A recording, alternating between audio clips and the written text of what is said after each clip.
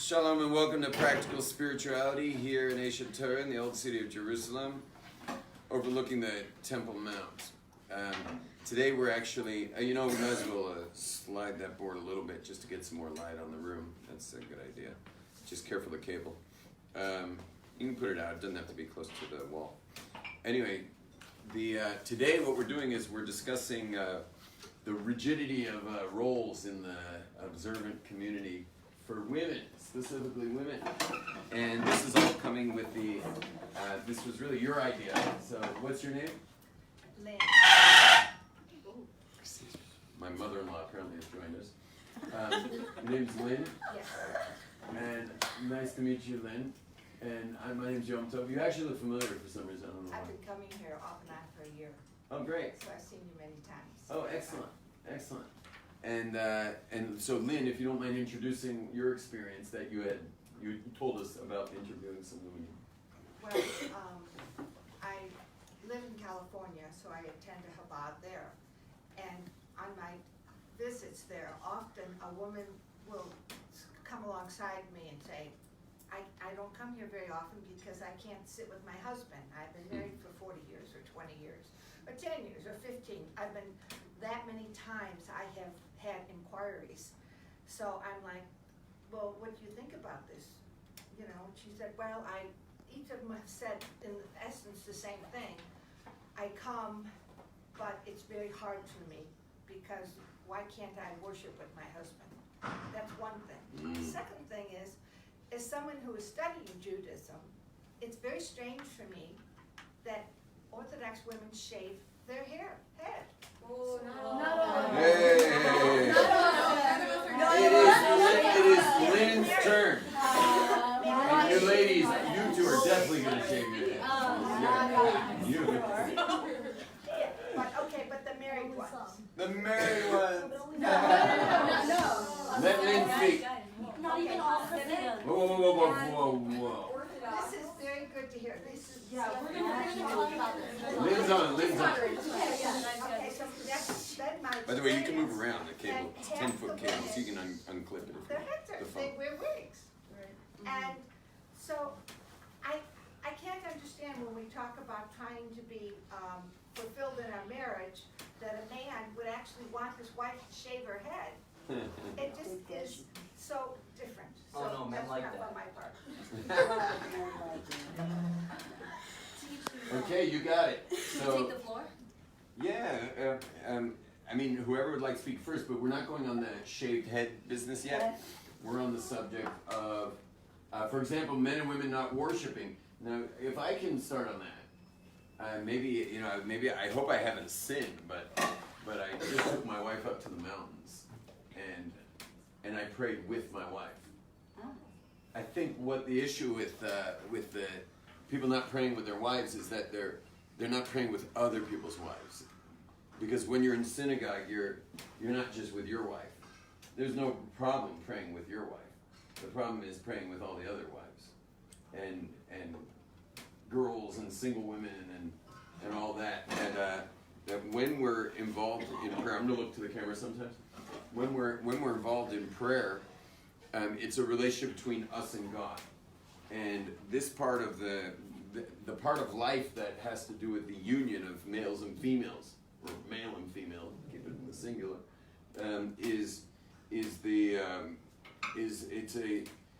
basically what happens in Judaism and Kabbalah is we divide the parts of a human being between the below the belt and the above the belt. So above the belt is the heart and the mind, and that's like one's higher faculties, and that's kind of the fiber optic link to God. And so we use those upper levels to connect with God.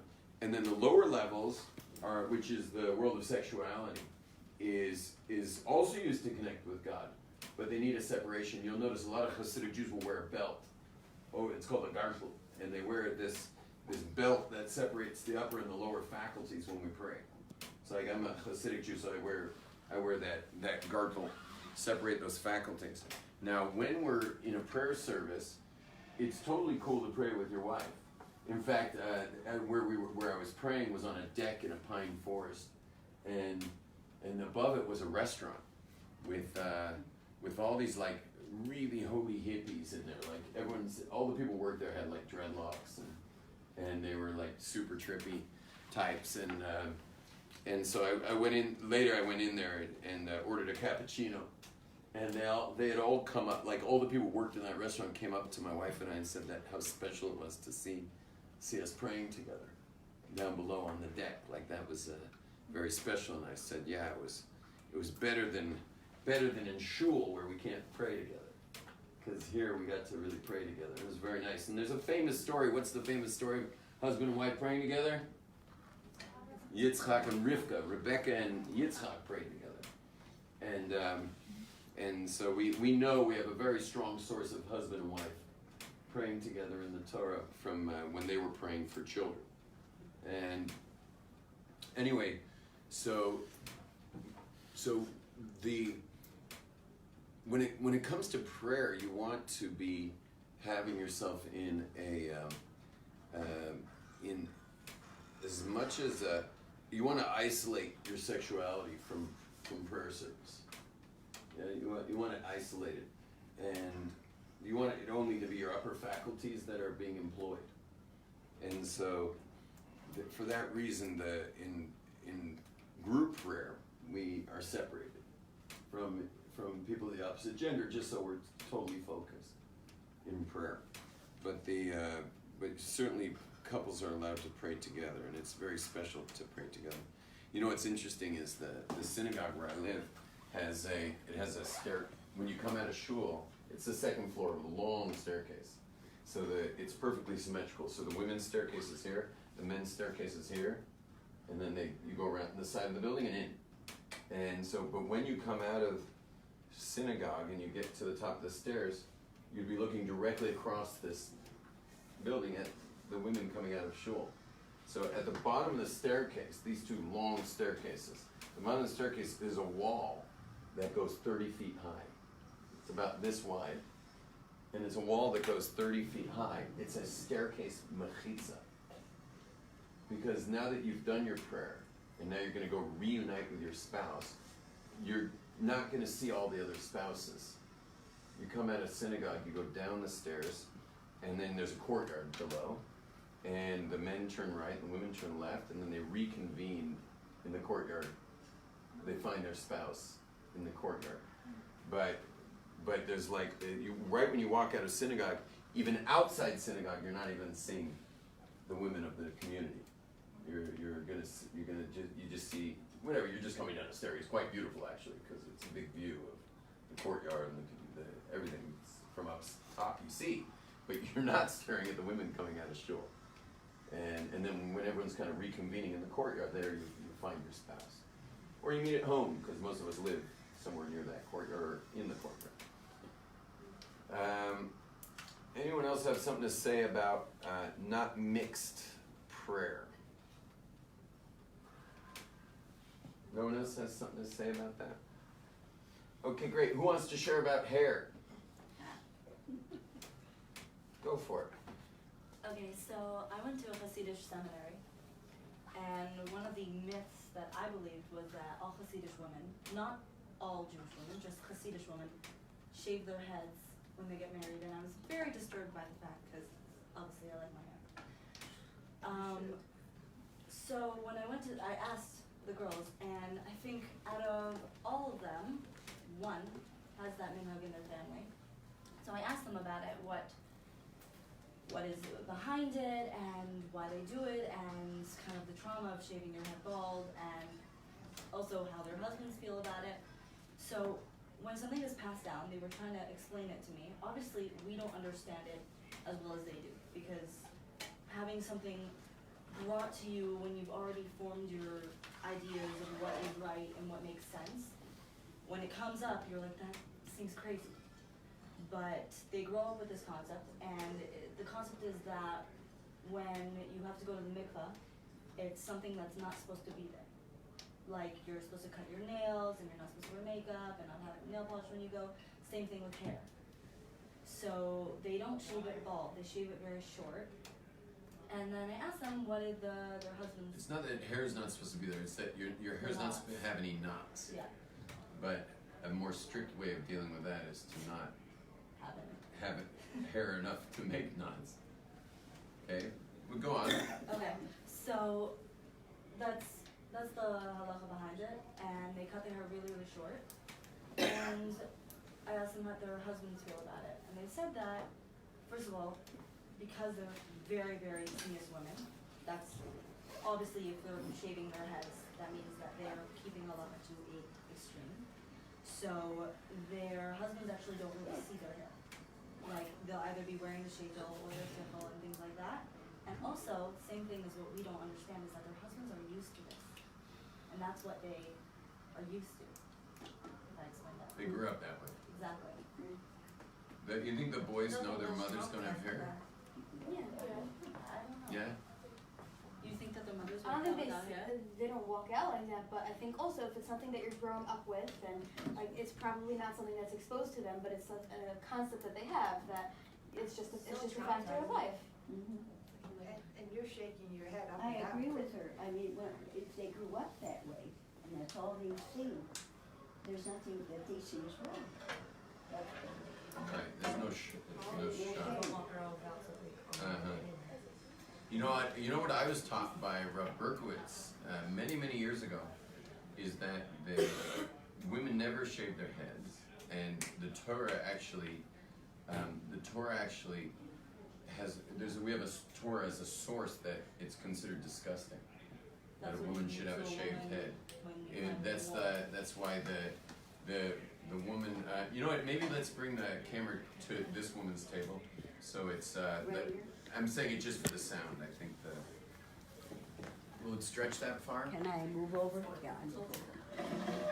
Yeah, that's good. Anyway, Can I just hold it? yeah, you can just hold it. Just do your best to be steady. You can sit too. So, anyway, we have a source in the Torah because we have this very strange commandment that is it's the weirdest commandment. One of the strangest commandments in the whole Torah is that if a man on the battlefield loses himself and takes a woman on the battlefield, meaning, how did they say, conjugally? There's a conjugally. Inappropriate. Yeah, I mean he takes the woman right there on the battlefield. So, which is, and why would a soldier do such a thing? I mean, the only soldiers that are soldiers in Judaism are the most holy kids. You cannot fight in the army if you've even had one sin. So, like, anyone who has, why? Because they'd be afraid that sin they'd lose their protection. So to be a soldier in the Israeli army meant that you were like the holiest person ever, because you'd never sinned. But once you're on the battlefield and you're in that kind of animalistic kind of survival mode, so apparently there's the same drive, survival and reproduction, with reproduction being sexuality, that drive can be very strong, and they could actually wind up taking a girl on the battlefield.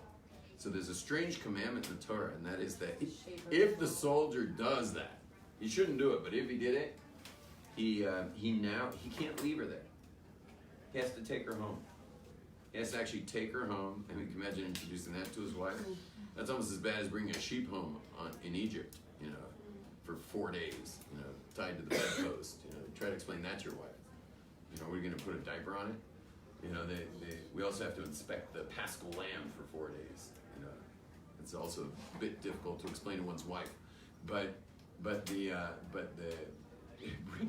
imagine your husband comes home from battle with a girl? He's like, why don't both of you leave? But anyway, the Torah has a commandment that if someone does it, they can't just leave her there. They have to take responsibility for what they've done.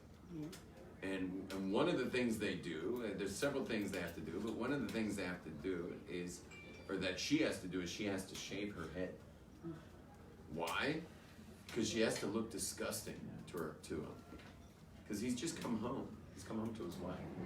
And so she has to look disgusting to him. So how does she look disgusting to him? Through shaving her head. So our only source in shaving heads is that a woman should look disgusting to the guy so that he shouldn't keep her at the end of that month. She has to stay there for a month. But when I asked the question, there was much enthusiasm and smile from the women in the room here. About? The question that I asked about shaving heads. Right. No, they were just shocked that you thought It's not all. everyone Not shaves their head. everyone. That's Very it. few We're people not shave their head. shaving our head. Why do they make No, them I- do that? Yeah, it's only a couple communities. I'm getting, there's only a couple communities that do this. Russia has one. Chabad doesn't shave. No. What is the This reason? is a Chabad that I'm going to. Yeah, they don't, no one in that No shul one- shaves their head. No one. Can I? No Unless they were Chabadnik shave dropped their on head. their head. She'd like to say. So I come from a family where half of us do shave our heads and half of us don't. Okay, thank you. And I've spoken to all my family members about it. And first of all, you have to realize where it's coming from. There's not only one reason why women are shaving their heads. And a lot of what we grew up with is obviously what we're used to, which a lot of people said. But the laws of modesty are really about a lifestyle. And a lot of these women who shave their heads, their husbands don't see them as ugly or whatever it is because they're shaving their heads and then it's only for him. She is now only for him. They only do it after they get married. If a woman is so upset about it, then it should be discussed with her husband and maybe she should stop. Like these women who are so upset about it, there's no set in stone law about it. That's it. B, not most Orthodox women don't shave their head. Most Orthodox women will cover their hair after they get married, but they still have hair. And And it's all supposed to be Chabadniks, attractive. all Chabadniks have hair. They don't shave their hair. Yeah, they're not one of those communities. Yeah. So like, there's a commandment It's mostly to be Hungarians. attractive. It's not Hungarians. And the Chabadniks are Russians. Yeah. But this is a good example. Are you from the side of the family that shaves or not shaves? I don't know what I'm gonna do. It depends on the boy I marry. If Uh. that's what he wants. I'm saying, me personally, I don't know how much I would mind doing it, but that's just because I grew up with it, and I'm being serious. Like, if I marry a boy and that's really important to him, that's not gonna scare me. But that's because most of the people that I'm closest with do shave their heads. Really? Mm-hmm. But my mother doesn't shave her head. Never has. Probably never will. Mm-hmm. And like, people like to make this huge deal about it, but in today's day and age, it's not necessary. If a girl is so upset about it, she doesn't have to do it. And it's not a law. It's certainly not a law. Anyway, so Rabbi Berkowitz goes on and says, I didn't even get to what Rabbi Berkowitz said. Rabbi Berkowitz said something really crazy. Ready for this? He said that the Hungarians decided that the women should shave their heads. Why? Because the Haskalah, which is the Enlightenment's effect on the Jews.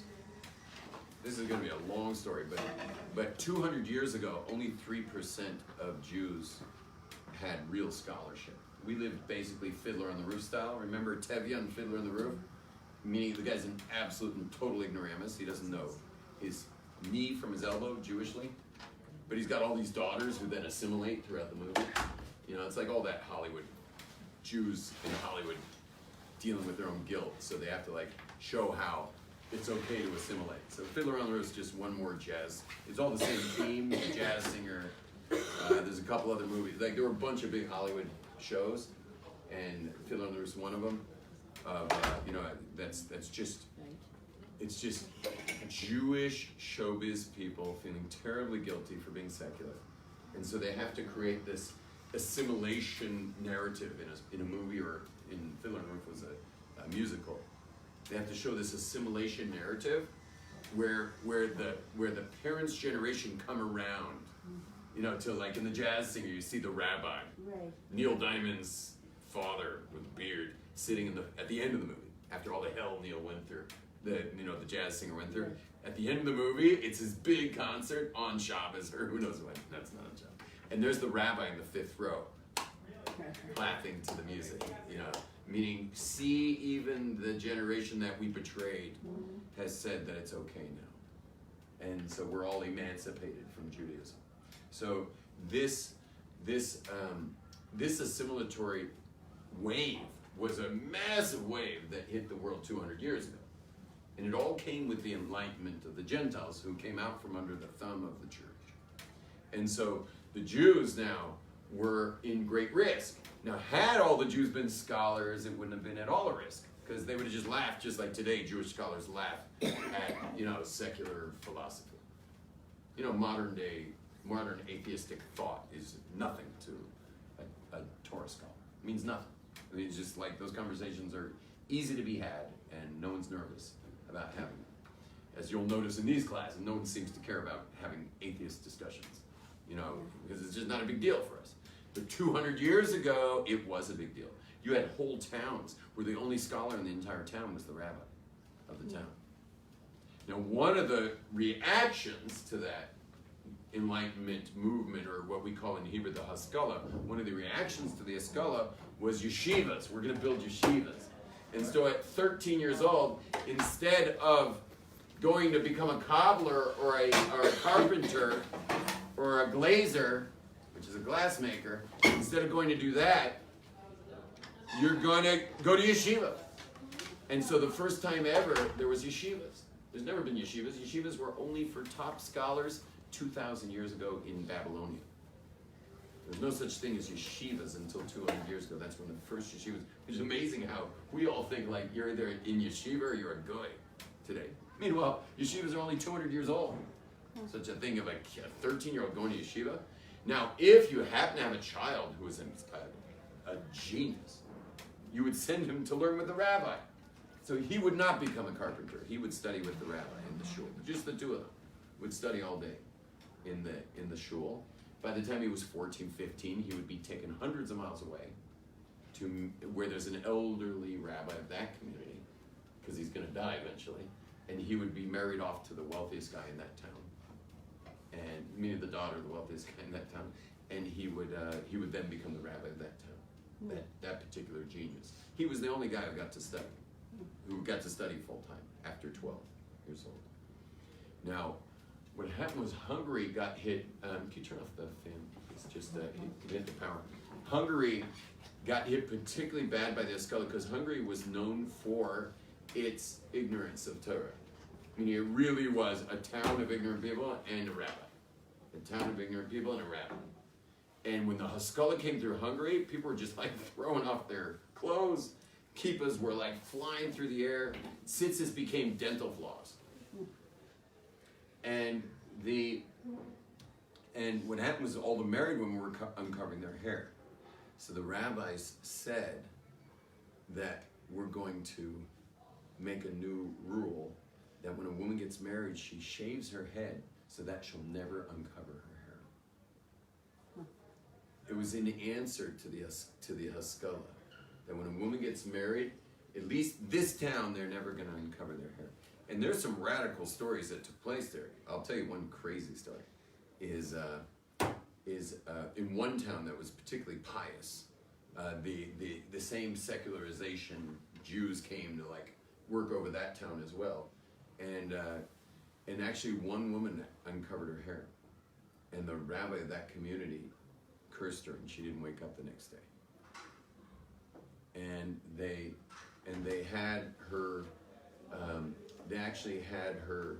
They had the funeral. The rabbi asked that the funeral should pass by his home, and so the whole procession passed by his home, and the rabbi walked out of his house. They thought he was coming to apologize for having cursed her. The rabbi walks out of his house. They paused there. They had the body right there. And in those days, still today in Jewish law, you don't use a coffin. It's just wrapped. Body's wrapped. And in Israel too. In America, they either have a bottomless coffin where they pull it out. Once it's in the grave, they pull it out because it's forbidden in America not to use a coffin. Right. But they have trick coffins. So you either have the trick coffin with a removable bottom, or they have holes drilled all over the place so that you're not allowed to bury a Jew inside a coffin. So anyway, because it's from the earth you came, you go back to the earth. You don't go back to a box, a sealed box. That's quite torturous too, for the soul of the deceased. Anyway, the rabbi comes out of his house, goes right up to the deceased, and spits on the dead woman in front of the eyes of the whole community. He was making a really strong point. Now, no one ever assimilated again from that community. She was it. Now, that's a really crazy story. I mean, that's a true story. I mean, that really took place. and it's a crazy story. But it saved thousands and thousands and thousands of lives, and he decided to make a sacrifice. Now, of course, you're not allowed to do such a thing, and that rabbi went out on a limb, and it's I don't know who that rabbi was. I'm sure Rob Berkowitz knows who it is, who that particular community leader was. I don't. He maybe told us at the time. I don't remember who it was, but he did save the community using such radical moves as that. So no woman ever uncovered her hair from that community again, and the Hungarians continue to this very day, because it's become, it's not very functional to be shaving one's head. That's kind of a dysfunctional thing to do. But what happens is, it was a move that was made to save Jewry, from the assimilation, and so that move was made. But what happens with things over time, especially with human beings, is we build tradition around things, and so now it's become like the Hungarians have turned it into holiness itself. You can understand, the community, like that's considered now holy, even though it was never meant to be holy.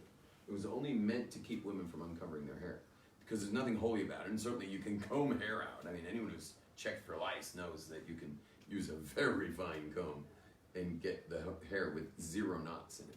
So there's no reason a woman has to shave her hair to go to the mikveh.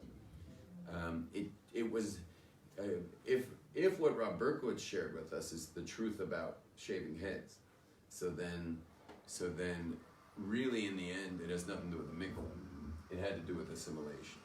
And it just happens to be a mila that you don't have to check the hair if there's no hair for the mikveh. It just is one less thing to do. But historically, no Jewish woman shaved her head for mikveh. Never. None of them. Not Sarah, not Rivka, not Rachel, not Leah, and not Miriam, and not Esther, and not nobody. 0 women, absolutely 0 women shaved their head for the mikveh. It has nothing to do with law, and it has nothing to do with the mikveh. Because you just don't need that for the mikveh. You just need to comb the hair out for the mikveh, and nothing more than that. And who knows, I don't know enough laws about mikveh. There probably is such a thing that even with a knot in the hair, the mikveh is still kosher. Even with a knot. Meaning, let's say a woman missed a knot. It does not mean now that she's no longer kosher for the mikveh. It may be that she is not kosher for the mikveh. But you have to know the laws. Because there's many times where we're extra strict for things, and mikveh is one of those types of things, because Jewish women are great at being strict at things. They're way more stricter than men. I don't know if you know that about Jewish women. Jewish women are famous for being strict. Well, from the previous class here today. You also got that impression? No, it was stated, and I thought it was really a great example that the woman is the one, she's supposed to help her husband, Yeah. study. Meaning keep his Torah. act together. Study. Okay, that too. But Jewish women are known for being more strict when it comes to Judaism. They're very, very strict on themselves. And there's even a whole shawl community where women now wear shawls. Meaning, did I say shawls? Burqas. There's women who wear burqas. Did you know that? There's a whole burqa community. Yeah, I mean, they're not very big, and they're all, either converts or Bali Tshuva, but there is just leave it to Jewish women to start wearing burqas. Like yeah. They're kind of scary. It's pretty freaky looking. So anyway, but men are generally not. If you find a strict Jewish man, he'd probably be diagnosed with OCD. Whereas if you find a strict Jewish woman, she doesn't have OCD. She's just strict. She's just a strict Jewish woman. Is she holy? For being strict? That's an amazing question. Probably yes. The OCD man is not holier because of it, because he's just got a mental disorder. Whereas a woman being stricter is probably very holy in that she really doesn't want to betray her maker. I think it'd be good. Do the women think that? Is your mom holy? You consider her holy? Yeah. Yes. for sure. All of you? She's more spiritual. More spiritual, Mom? Yes. Yeah. It's unanimous. Well, that's beautiful. She has a Very better honored. clarity in life. What's that? She has better clarity and understanding of life. in God. And That that's, is not it. and that's a great message for those that are not Jewish. You know, that message to go out, how much you do honor your mother, and what you have learned from her as you go out, to be able to let people know how much you, as a Jewish person, respects and honors your mother as the role that she has in your household. I have been studying Judaism for a year here, and I tell everybody, all of my Christian friends, there's nothing, I wish you had the privilege to come to the school that I get to come to here. I could hardly wait to come. I probably spent, I've taken at least more than 100 classes here. You know, I couldn't wait there. It's, the depth of learning here is remarkable. And, you know, my friends back home, I have most of my friends now are Jewish women, and they love to take me out, show and tell. Come with us, Lynn, come with us, Lynn. We want others to see how you love, appreciate, and honor Judaism, the Jewish people. And please know this. I want you to hear this message, that you have so much to offer to society. And you modeling the role of your mother, how you speak of her as being holy. And what a privilege that is. Have you ever told your mother how much you thank her for being holy? Yes. And honor her. Let her know that she's doing a great job. These are challenging days. And for us as mothers to be able to love on you and have you be able to pass this on.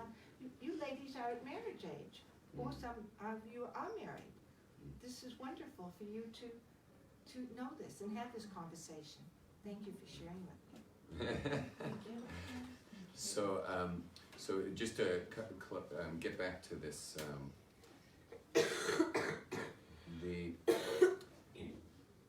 is just this funny question of hair altogether. Like, women's hair is such a big subject.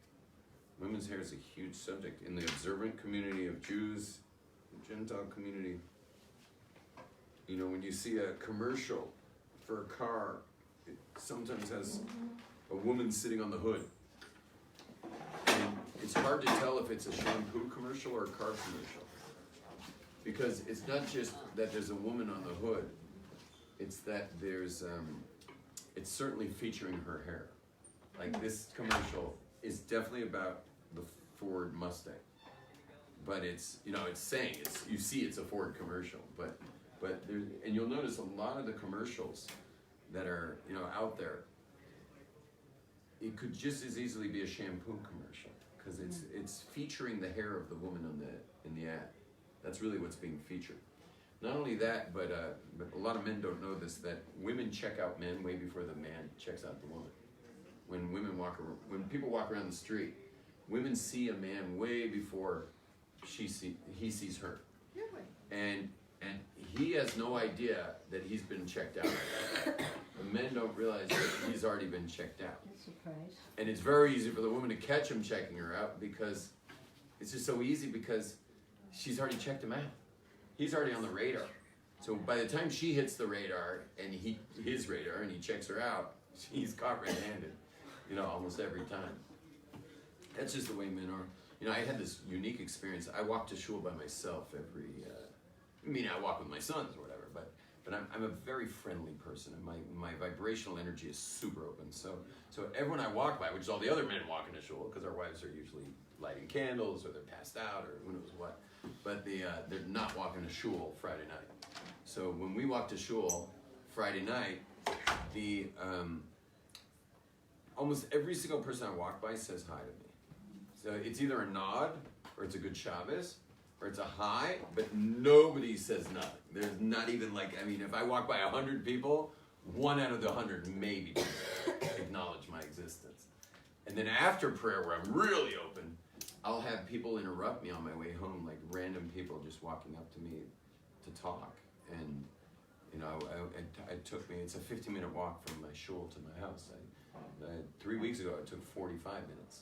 And I asked my guests, I said, did I walk up to one person on the way? Because my wife's like, where have you been?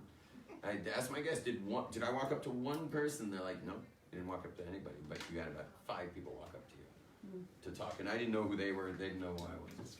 And anyway, wherever I, when I walked to shul,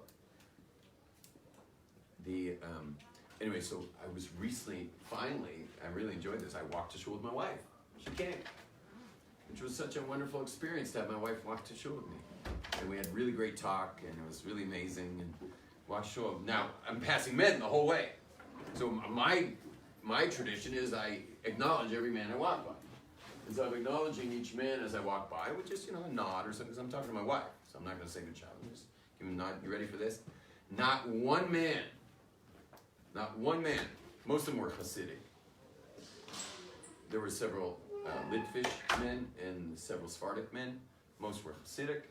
Not one single man met my eyes. Not only one single man looked at me. Every single man checked out my wife from head to toe. And back up. Typical. They went head to toe they started up, checked out her face, went down to her toes, and then went straight back up to her face. And by then they're passing, because we're passing. They only have so much time. Every single one, without one exception. Now, I what was- did the lady say? I was so everyone. No, and it didn't matter which community. I was shocked. Do you guys notice? So my question to the ladies is: do you notice this going on? Yeah, but we're all walking with our husbands. Yeah, we don't have husbands. So you figure they're distinguishing between the marrieds and the singles? They're not. They're not even distinguishing if she's with her husband. Wow. I was shocked. I always thought once you get married, like, that's it. So here's the thing: is to be really honest here, when I see a man who's staring straight down at the street while he walks on the street, I've kind of taken issue with that. I've taken issue with it because it's just so unfriendly to do that. To stare at the street while you're walking, it's very unfriendly. It's not very good for your forehead either. And I've had several neighbors break limbs. There's one family who's particularly holy. By the way, the Gemara talks about men who don't look at anyone when they walk. You know what they're called? They're called a parush. Parush means someone who separates himself from desire. Parush, kizi. You know what kizi means? Kizi means bloodletting, because they wind up banging into stuff and bleeding. So they're called, bloodletting used to be a healing mechanism where people used to let blood for getting rid of viruses and stuff. It was called bloodletting. It was something doctors did. They would come to your house and let out some blood from your body. It's called bloodletting. So that's called hakaza. So someone who's called the Gemara talks about my neighbors. There's one family that we call the Kizim, and the Gemara talks about people like this. They're called parush kizi because they bang into stuff and wind up bleeding. Now, So is it proper? For, yeah, so go ahead. Is it proper for like women for us to say Shabbat Shalom on Friday and Saturday? To men, Yes. No. Shabbat Shalom to men. You ladies say Shabbat Shalom to men. I think Depends on the community. Not been in a weird. Totally depends on where. Some places it's totally acceptable. I thought you were talking about when we're in like our black hat communities. No, these weren't black hats. No, if you're in the black hat community, you wouldn't do it in a black hat community. No, for No, sure. but Depends around on here, the we have done. Old City, Yeah, no, Nachla, Not really. So it really depends on the community. but not the ultra. No, the more intense the community, the less likely you'd be saying Don't give Shabbat. eye contact, Yeah, not even I can. even if you're old. Right. Anyway, so I have to say because I'm so friendly, I've had a little bit of judgment of the Kizim that I've met or see. You see them around. But after having that walk to shul with my wife, I'm starting to wonder if it's not so bad. Because that was really bad. Yeah. You understand? That was really bad. And now I realize that's going on all the time. And I didn't even realize that was going on all the time. And this is your poor Yeah, and wife. I don't do that. You- I don't do that. Meaning, I'm careful to make sure, like, I'm not supposed to be saying hi, but that's it. Meaning I'll identify people, just to make sure I'm not like, walking by some student who she gave her life to me, like to help her, and now I'm just gonna walk by her. So I'm gonna nod or at least say good job or something. Like I'm careful to identify people. anyway, but I'm wondering if these guys who like only stare at the ground are really going the right way after what I saw with the ones who don't. I don't know. It's an inquiry. I don't have an answer. Well, did you ask your wife if she observes this every time she goes out the door? You know, I never even said it to her. I should have said it to her.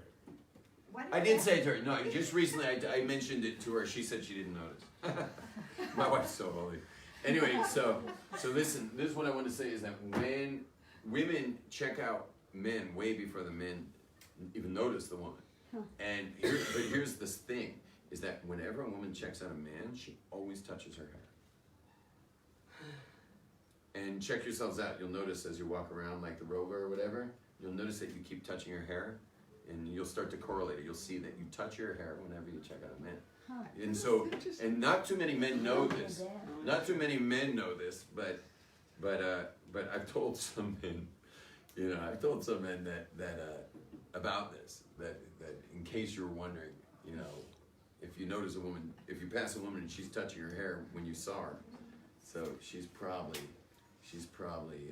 So what am I saying ultimately? What I'm saying is that the sensuality around a woman is her hair. So then that leads us to the question: does a married woman have to cover her hair? And so everyone would say yes, because the Torah clearly says that. And we also learned we even learned that it's a Torah principle that a woman covers her hair once she's married. How do we know it from? How do we know it's from the Torah that a woman covers her hair? No.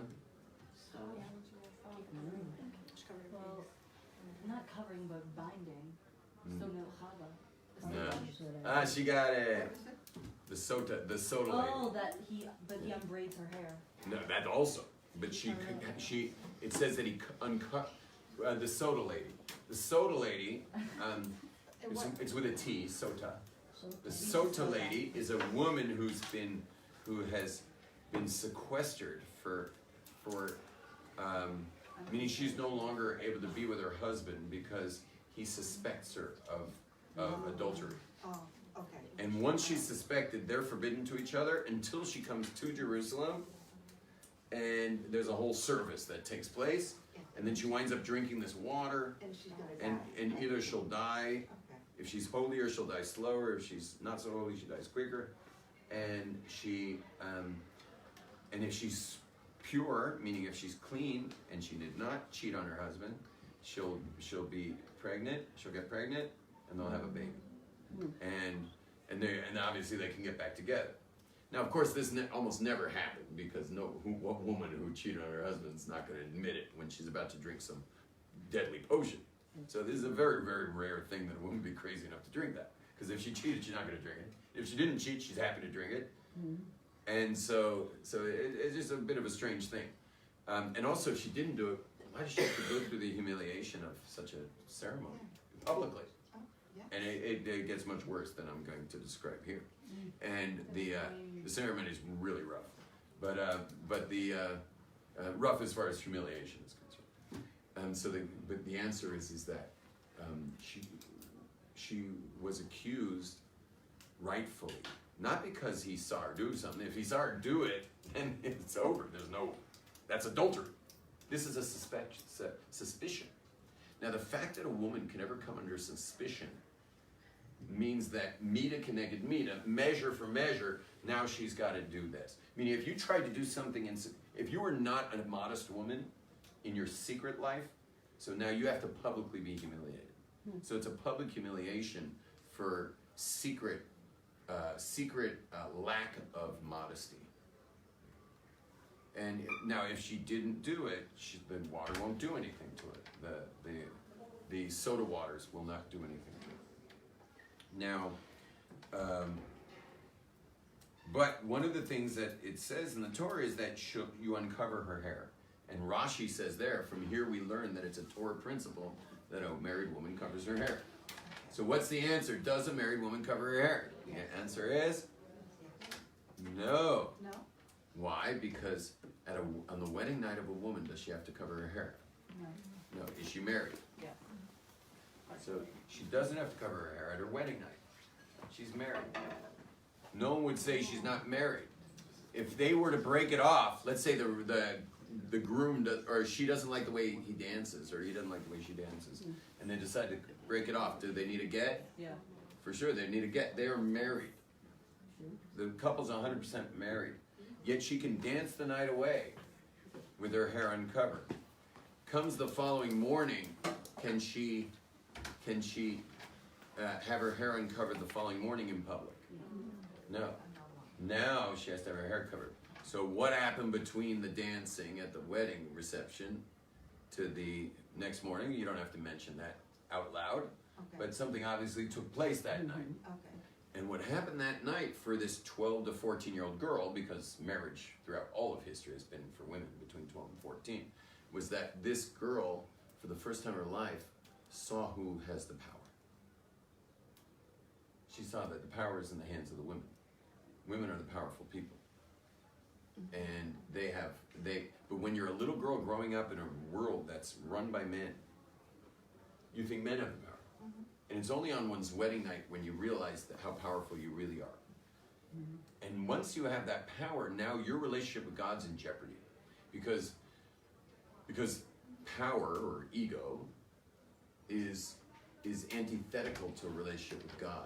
You can't have a relationship with God and have a big ego at the same time. Power is to God. God's the powerful one. If you're going with power, so then your relationship with God is now in jeopardy. And so the Torah commands that she now has to cover her hair the following day, because now she knows her power. And now that she knows her power, she has to cover the source or the epicenter of sensuality. Hair for a woman is her sensuality. That is her sensuality. I mean, obviously there's other places that are sensual, but this is her external sensuality to the world. This is the part of a woman's being that is her sensuality when expressed in the world. And so that's when a woman's hair is covered. So covering of a married woman's hair is something that's a Torah principle and is a very important way of maintaining her relationship with the all-powerful God.